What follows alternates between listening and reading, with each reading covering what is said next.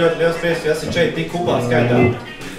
Šodien, kā jau parasti, formātā nekas nemainās.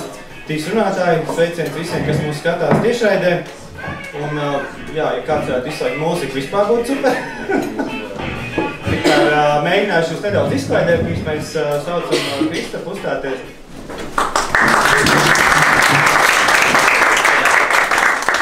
Cik man laiks? 10 minūtes? Ātri jānāk. Labvakar. Tātad jārunā ātri.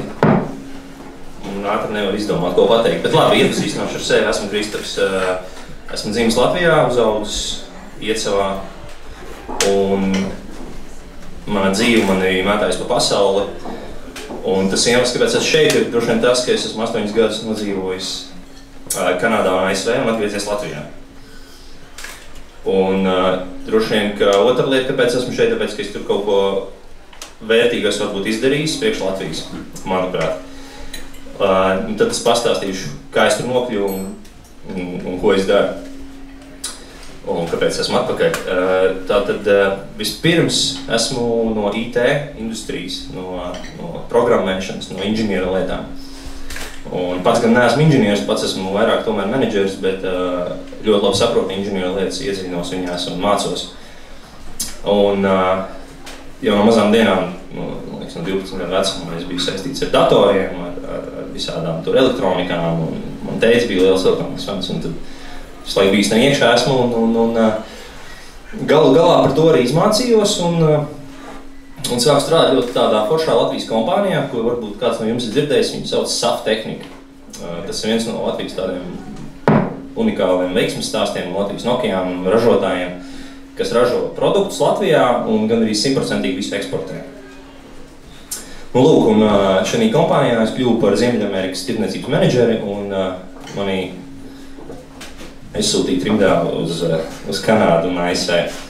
Un tad es kā students aizbraucu ar mugursomu un sāku tur izplatīt un palīdzēt SAF Tehnikai tirgot un ieviest šīs radiotehnoloģijas Ziemeļamerikas kontinentā. Tad nobāzējos pilsētā Toronto. Tas bija fantastiska pilsēta.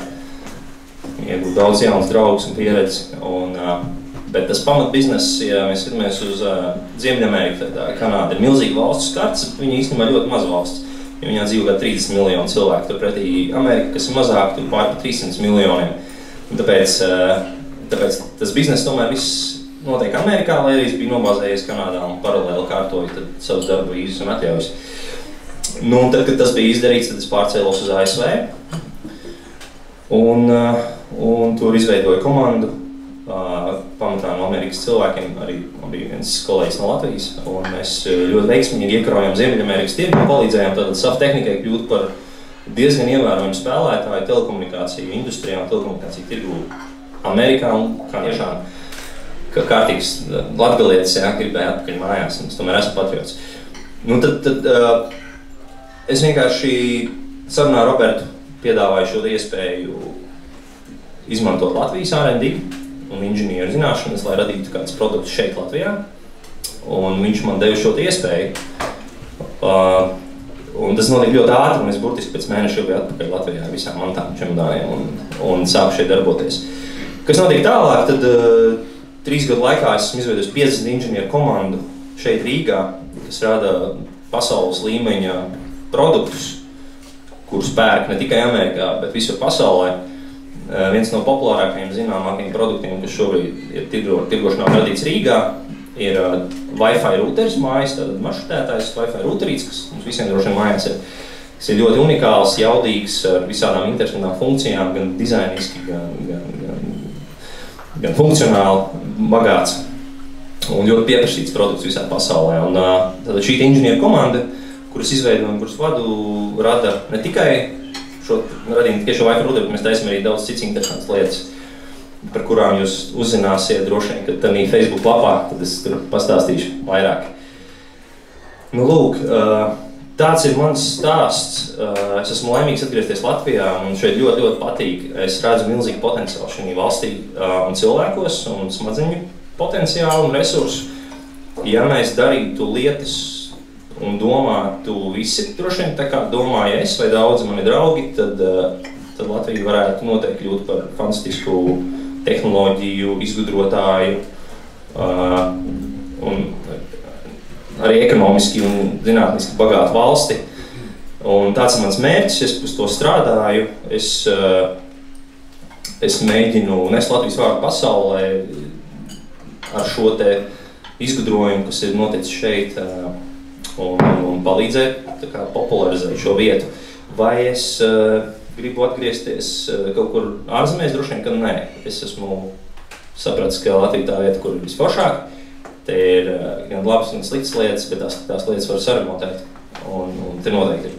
Es noteikti gribu nodzīvot savu dzīvi šeit, bet es visiem saku, ka uz to Ameriku vai Kanādu ir jābrauc, ir jāmācās, kaut vai valodas pieredze, kaut vai jāpastrādā McDonaldā.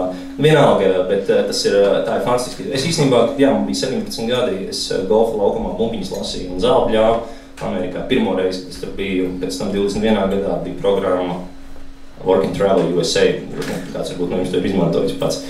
Tad es biju vienā viesnīcā, es spuldzīts mainīju un krāsoju kāpņu telpu un krūmus griezu. Tikai es kaut ko esmu darījis, un tā pieredze bagāža ir diezgan liela, bet galu galā jā, es nokļūtu ar to Latvijas kompāniju, un tagad ir otrādi, tagad esmu atvedis lielu Amerikas kompāniju uz Latviju. Un, tā kā pasaule ir maz. Labi, laikam viss, paldies!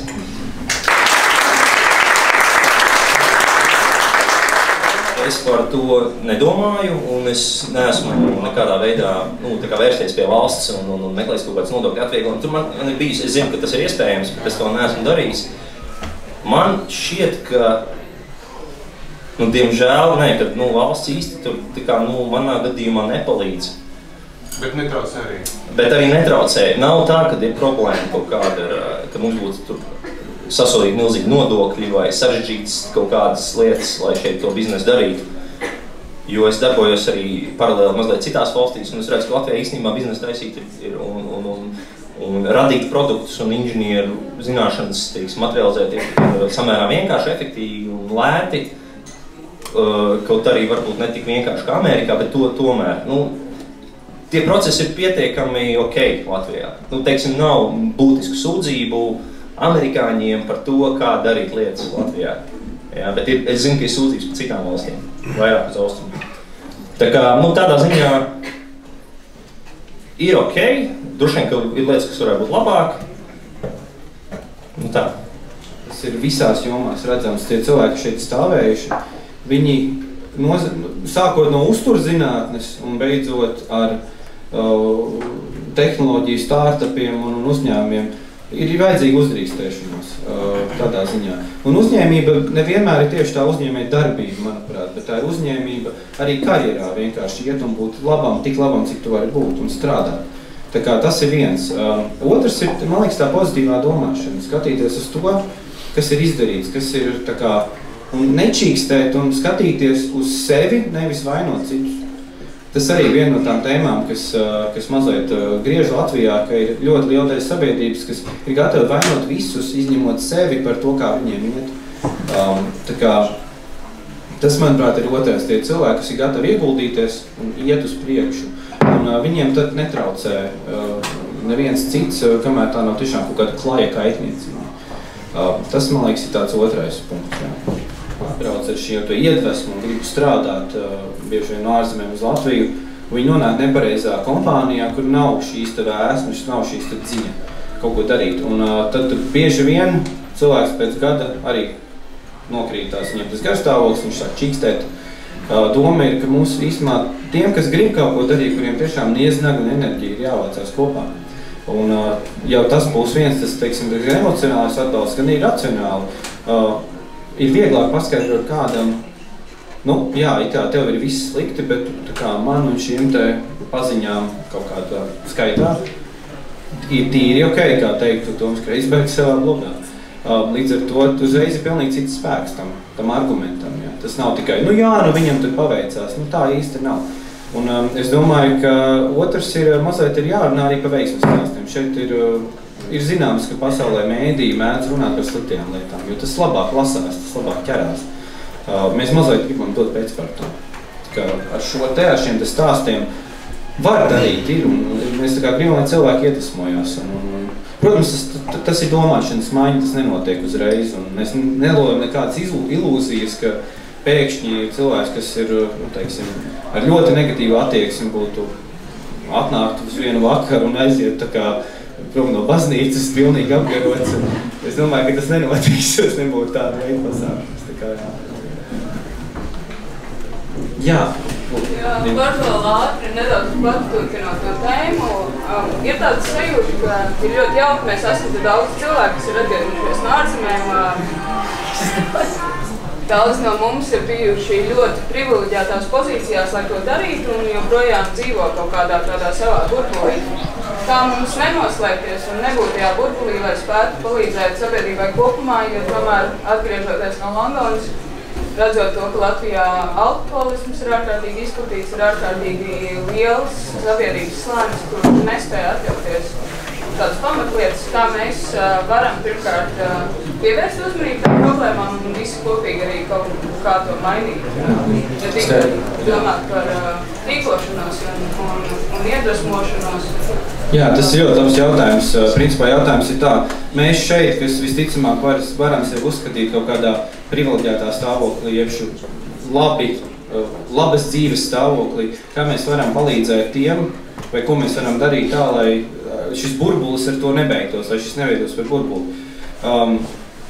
Teikšu tā, mums, kad pirms 3 mēnešiem mums bija šīs sarunas, viens no par pasaules pieredzi Latvijā mērķiem ir tāds, ka savācot šos cilvēkus mūs visus kopā, būtu idejas un būtu šī platforma, kā savienoties un veidot kaut kādus iesaistas, teiksim, sabiedriski aktīvos pasākumos. Tajā pašā laikā, ko mēs nevaram darīt, mēs nevaram atnākt ar visām idejām. Tur ir, principā, tāpēc es saku, mēs esam atvērti sabiedrībai, sadarbībai. Mēs gribam, lai cilvēki iesaistās un nāk ar šiem te projektiem un idejām, un tad caur biedrību un kustību mēs varētu atrast tos īstos, kur teikt, jā, īsmā super, paldies, ka tu tādu kaut ko ieteici un pilnīgi naginies kaut ko izdarīt. Jo, viens ir tā kā tikai uz sevi, bet ir tā doma, jā, mums ir jāiet arī uz āru. Jo ir iespējas, šeit ir ļoti, ļoti laba ekspertīze. Es domāju, šeit ir eksperti entajās jomās, un mēs varam dot apakaļ, mums vajadzētu to.